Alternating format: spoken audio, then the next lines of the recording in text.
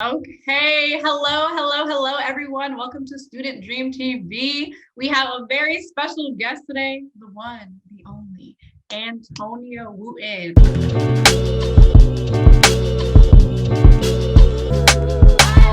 All right, Antonia, tell us who you are, what you do, where you're from. Let us get to know you. Yes, I am 23 years old, born and raised in Cincinnati, Ohio.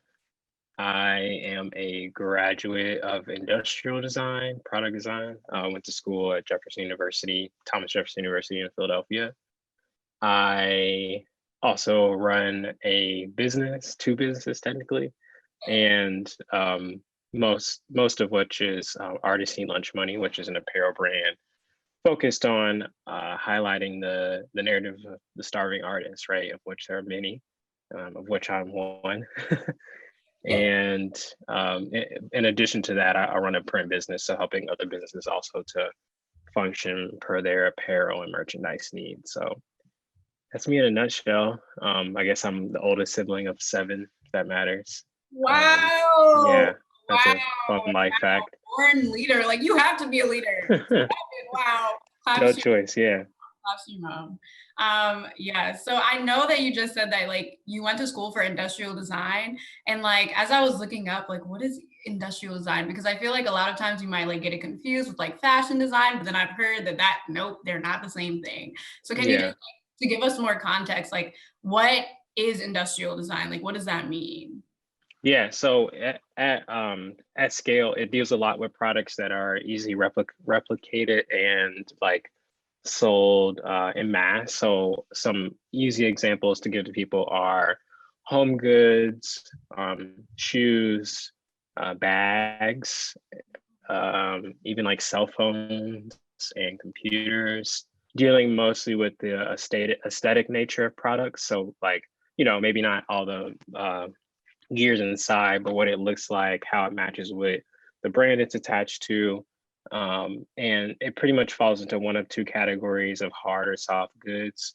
And as it relates to manufacturing, you have a working knowledge, or part of my degree kind of prepared me to have a working knowledge of how do you take this design and in some cases have to like tweak it or change it to work for a process that we're required to then go to a factory, be replicated and produced in mass, right? So a lot of times we have really crazy ideas. That's kind of how we approach it from our like discipline is like, throw out all your wild ideas and then that kind of becomes something that's easily tangible. And more often than not, industrial designers work closely with engineers and a lot of fashion people too. Just the nature of what they do. Like there may be things that like you say, a fashion person might know related to fabrics that, your working knowledge is more dealing again with just like the how things look, not necessarily all the materiality. Excuse me. So throughout my college experience, I focused mostly on soft goods and a little bit of apparel here and there. I care to learn as much as I could.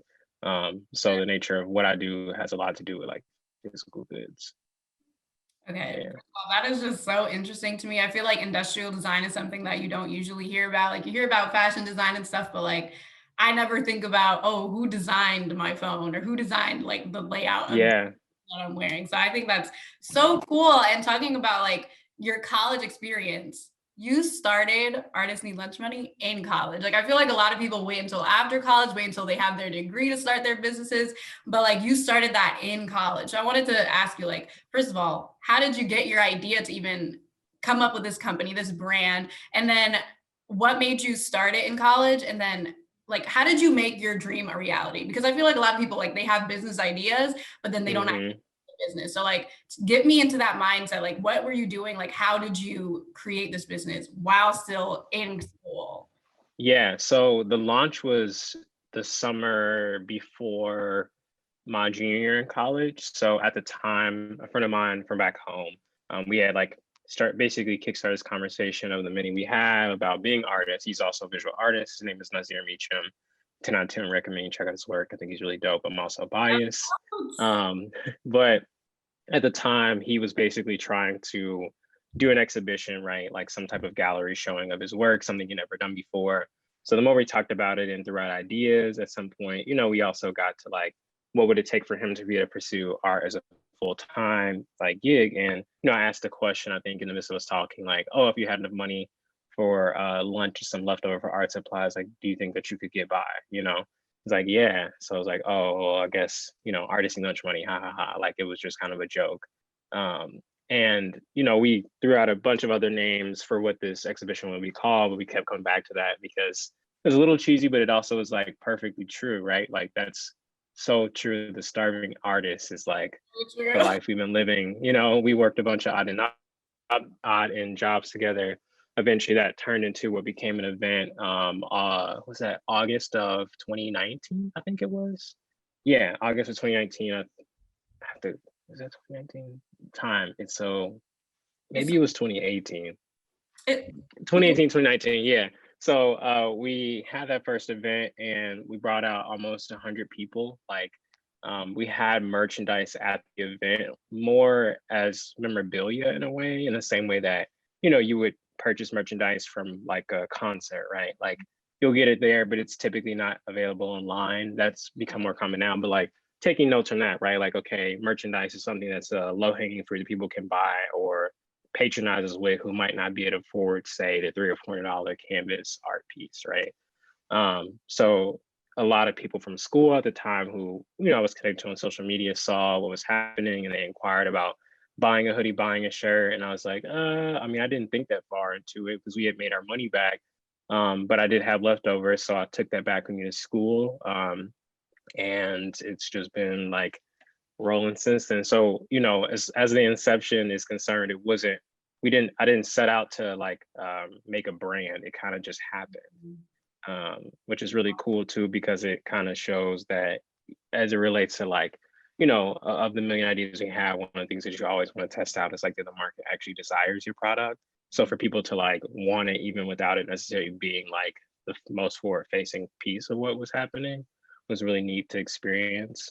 And then I guess like just to speak to doing it in college, I think that I've always like throughout my college experience had these moments of like extreme busyness. So it was just one other thing to like keep me occupied, but um, it brought me a lot of joy. Like I enjoyed doing this a lot. So you know, yeah, I think that that kind of was part of the fuel, and also just understanding that it's a really important but common issue, right? A lot of artists struggle to make money from what they do. yeah. But a lot of artists are not necessarily entrepreneurs, right? Like you can be good at making art and terrible at selling it. Like those two things can coexist. Whew, um, whew. yeah, It's hard out here in these streets. It is hard. yeah, Yeah, but I love what you're saying, and I love how in your story, like it wasn't like you were trying to make it happen, but it did happen, and you like saw the opportunity and you seized that opportunity. And this one was kind of one that you said just kind of like happened, but I know you also have like your other business, your on demand screen printing business. So, like, first of all, tell the people what is on demand screen printing, because I was like, well, what is that? yeah, I just thought that was done in factories, but you're doing this for other artists and like you're also like profiting off of this. So like you have another like stream of income. And so you're over here running two businesses, two to see it. So just tell us more about how that started and how you even thought like, oh, I don't have to just be doing one thing. I can be doing multiple things because I have multiple talents. Yeah. yeah. So to speak to that, I didn't say this in the nature of how lunch money started, but I was interning in Chicago when the idea first came about for Artist Lunch Money. So at the time, I was wrapping up an internship, and I like basically came home to Cincinnati to do the show, and then like went back to school. Like it all happened really fast, right? So in the timing of how things panned out, it made most sense then to use a local screen printer here in Cincinnati at the time. But once I went back to school, it became issue to, kind of like account for that lag time between placing an order and then arriving. Like it was just like, dang, like I need these ideas to materialize a little faster. So doing my homework at the time, I had some friends from like a few summers ago, we had bought a screen press, which is just like this mechanical looking device with arms on it. And we just, it been sitting in somebody's garage. I was like, hey, if nobody's using it, can I have it? And they're like, sure. So that came back with me to Philly, maybe like winter break of that same year that I started the brand. and it was just up from there. So I had a friend who just purchased a house. He let me set up shop in his basement. I would probably be over there like 3 or 4 days a week, just like printing. And I really did not know what I was doing. So I wasted a lot of apparel in the process of doing that. Got Um, there, man. You got to make it. yeah. And, you know, eventually you make your money back, but it was a learning curve for sure. And shout out to Dan Jaffe for hosting Artist 120 Studios 1.0. Yeah. So in the midst of doing that and doing that for now almost 2 years, right? Printing our own merchandise because we didn't for the first like 6 or 7 months. Um, you know, people would ask like, "Oh, where do you get your merch made?" And I'd be like, "I'm making it. Like, can you print for me?" And I was like, "No," just because I didn't trust myself to do it. Right? Like after wasting enough of my own money, it's a bigger commitment to then take on stuff for other people and have the, you know, commitment of turning it around. And it's like every hoodie loss is like that's money, right? So I feel like at this point, especially, you know, doing it as long as I have, I've put in the, you know, what they say, 10,000 credit hours of learning and getting better to a point to actually offer it as a service. So that being said, I kind of set out with the intention of like making it a separate entity from lunch money, because it, I mean, tax purposes, right? It's like easier to have a product business separate from a service business. So nature of doing that, I think that people, again, already knowing that I produce merchandise and now knowing that I do it for the people, literally just word of mouth has helped that to grow. And like you mentioned, it's kind of helping to finance the other business, but also like it helps me to like do what I do every day, right? In the world of like a service-based business, like, you know, you're providing a need, no matter whether I was the one printing the t-shirts or somebody else was. Like people have to go to somebody to get products like that made. It's not like most people who run brands don't usually also produce their own stuff, right? It's uncommon just because of time and like constraints, or they might work a full-time job. Like, so I have the privilege of one, that my parents have enough space in our basement here, that I could do that. And, you know, we worked out an agreement so that the extra water and electric I use is, you know, accounted for because it is costly. But I will say that just the cool thing about all of it is, you know, that you come in contact with a lot of other entrepreneurs in the nature of doing something like this, because they realize that apparel is actually like a profitable industry, but also that they can't do that by themselves. They need a helping hand. So I'm able to be, excuse me, of service in that way. Yes. First of all, that amazing Yeah. because first, like you going through just having to try and fail like during those 10,000 hours, like you were saying, like I cannot imagine, especially when money's on the line. Woo! Woo! Woo! Not my money. So just you like continuing to like try after that is like so remarkable. And then also like I hear like what you're saying is like with this business, you are constantly having to be in contact with other artists, and even your other business was purely word of mouth. So I'd just love to know like for our students, like what are your top like networking tips? Because especially as an artist, like how you were saying, a lot of people know like they make great art, but they just don't know how to sell it. So like, what are your marketing tips? What are your networking tips so that you can just not have good art, but you can have good art that sells?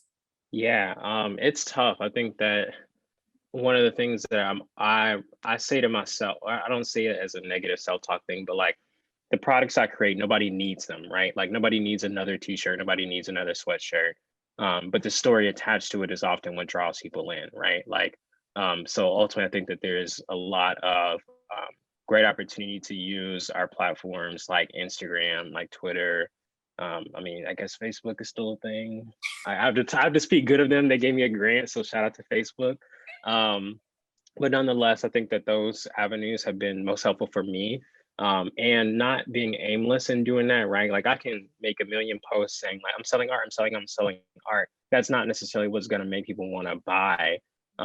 But the ability to tell story and or like I don't know, like connect in a way that like tugs at people's like emotional, like how do I say it? There's a psychology to how people buy, right? And I'm still learning it day in and day out. Like there are products I've released and I sold 0 units, like, you know, which sucked to like experience that, right? But the pivot was like, oh, I hadn't noticed that actually 60%, I think almost 70% of my audience is women. And things like that are like things you want to be conscious of when you are selling, or as you recognize who you sold to thus far. I think that that's one thing. Two, there are like a lot of resources that I've seen and I read related to just like the platform Instagram alone, like as to being able to sell your products directly on the platform, or thinking about ways to make it as easy as possible for a person to check out, right? Like, you know, people will click the link in your bio, but when you think about all the extra steps it takes to get there, like have to click the link in your bio, add it to cart, they're probably going to think about it for a day or two. Like, you know, it's basically just enough time to either forget about it or, you know, not follow through, versus like if you post something that people take interest to immediately, you have the opportunity there to be like, hey, I noticed you commented or like this post. I just wanted to reach out to see if you'd be interested in purchasing, or if I could, you know, do commission work for you. And you want to be intentional about that. But nonetheless, even to rewind to the story I was telling you about B Mike, who you saw wearing the hoodie in New Orleans, that was just, you know, essentially a cold call, right? There is no guarantee he was going to respond to my DM, but Right. And think just to give some context, like tell the story about how that even happened.